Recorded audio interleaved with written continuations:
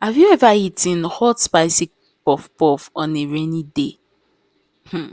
If you know how comforting that is, then you will really love this spicy puff puff. Today, I'll be showing you the secrets to making a perfect rounded Nigerian puff puff every single time. This is a no-fail recipe, and I'll also show you how to use this puff puff maker without messing your hands. In case you're seeing me for the very first time, I am your malicious and you are highly welcome. Now let's get started. In there, I have milk flavor, cinnamon powder, salt, and yeast. If you don't have cinnamon powder, then go ahead and add your nutmeg. You can substitute that with nutmeg. Then I added in some sugar. The list of the ingredients will be in the description box on YouTube. Then give that a good mix. Then I added 1 cup of warm water. I used 2 cup of flour for this particular recipe.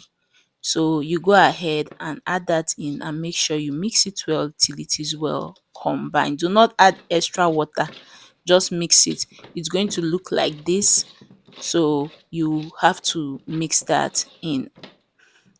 You can see this is the consistency we want. This is the consistency we want. We're going to leave it to rise for about 30 minutes. Let the puff puff batter rise and we will be right back. Sunlight dancing on the early morning breeze. Squeeze the goodness, set your body free. Juice it up, juice it fresh, taste the golden sun. Feel the life flowing, Yumlicious is the one. Feeling tired, need to refresh. Juice it up with Yumlicious Slow Juicer. Juice it fresh with Yumlicious Slow Juicer. Welcome back. 30 minutes later, our puff puff batter has risen. You can see how it is. Then we'll be adding some pepper and onions mix. What's spicy puff puff without pepper and onions mix? So make sure you add that. But please, if you don't eat too much pepper, please just add as much as you can handle.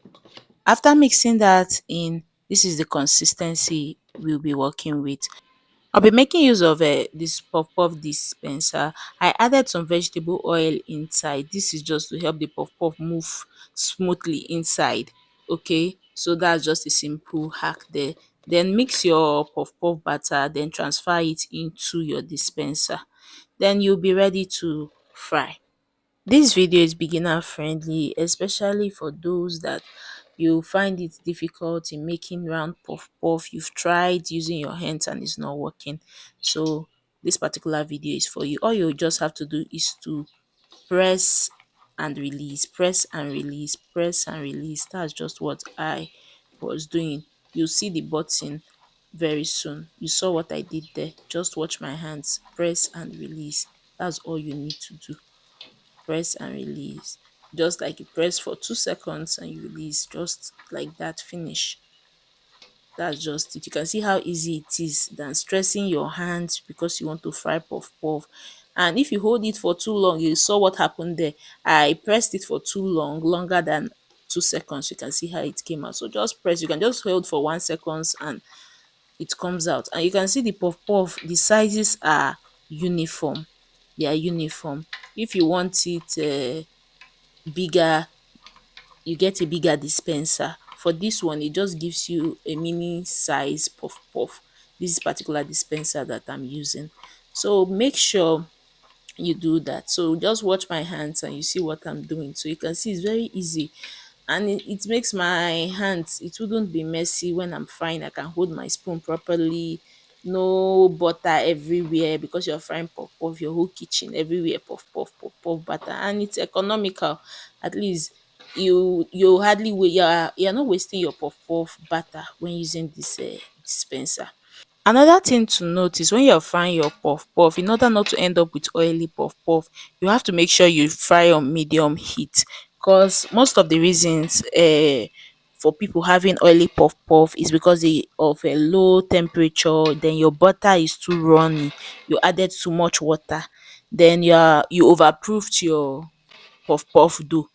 So that's the reason most puff puff ends up soaking oil. So if you follow this particular recipe, you end up with a very good, and you don't overproof your dough, you end up with a very good puff puff. My special shout out for this week goes to Perpetua Chineme Uyemi. In case I didn't pronounce your name correctly, my apologies. Perpetua, thank you for commenting the keyword of last week's video, which was marble bread, chocolate marble bread. Thank you so much. So if you want me to give you a special shout out in my next video, the next keyword for this week's video is spicy puff puff. And who knows, you might be selected for a special shout out. So you can see puff puff. It's so beautiful and it was delicious. See the inside looking all beautiful and gorgeous. Make sure you like, share, follow, and subscribe for more videos. See you in my next video.